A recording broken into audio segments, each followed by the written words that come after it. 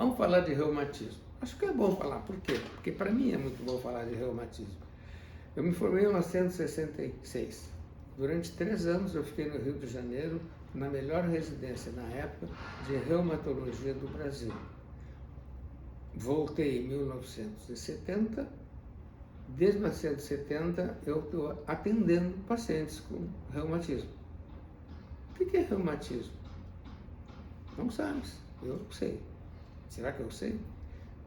Há mais de 100 doenças diferentes, muito mais de 100 doenças diferentes, que são consideradas doenças reumáticas. Acho que o povo entende como reumatismo quando dói assim. Doutor, eu estou com reumatismo. Uma senhora uma vez me perguntou, doutor, afinal eu tenho gota ou reumatismo? E gota é uma doença articular inflamatória provocada pela deposição de cristais do ácido úrico. O ácido úrico é um elemento normal no sangue. É um dos mecanismos que o organismo precisa para eliminar elementos desnecessários.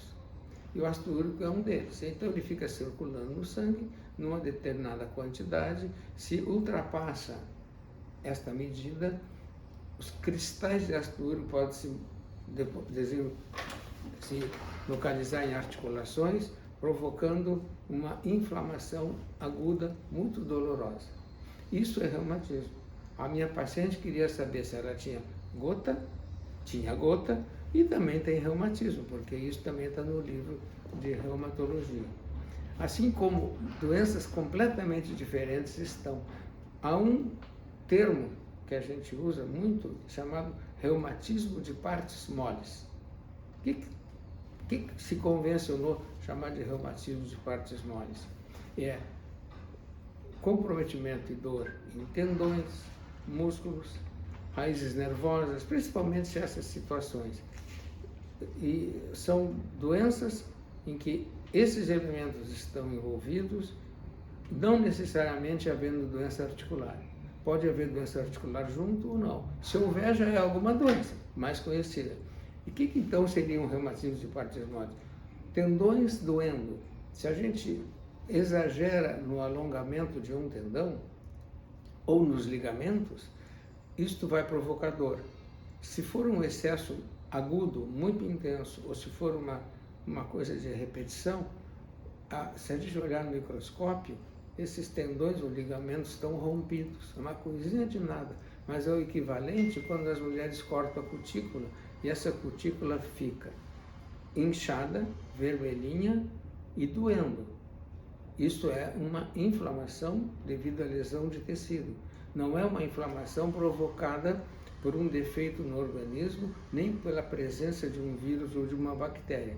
Também é inflamação, só a lesão de partes moles, que é muito frequente, com certeza muito mais frequente do que uma infecção dentro de uma articulação ou de uma crise de gota. Isso também é reumatismo de partes moles. E nós vamos falar separadamente fibromialgia. Por que separadamente? Porque fibromialgia foi considerado uma doença, inicialmente, vejam só que coisa interessante, a primeira descrição foi por um médico inglês de 1600 alguma coisa, ele chamou de reumatismo das histéricas. Não se ofendam, reumatismo das histéricas. Por quê?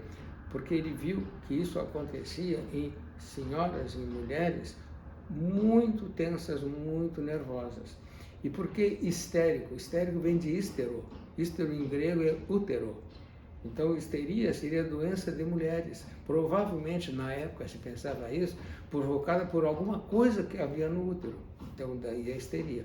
E o reumatismo das histéricas, depois, passou a ser chamado de reumatismo psicogênico. Quiseram, talvez, assim, entender melhor, né? Gerado por alguma coisa psiquiátrica. Aí estudaram mais. Acharam que havia, pelo microscópio eletrônico, lesão de músculos, de fibras musculares e de fibras dos músculos dos tendões. Aí, nos livros apareceu a expressão fibrosite.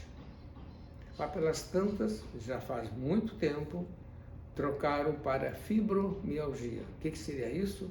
dor em músculos e nas fibras, fibras de tendão, fibras de ligamentos. Este é o nome atual, fibromialgia. Há um excesso de diagnóstico de fibromialgia, com certeza. Não há todo mundo que leva esse nome que tem essa doença. E está aparecendo um nome muito mais correto e muito mais certo, que é Síndrome de Amplificação de Dor Central. Central significa do cérebro, não na periferia.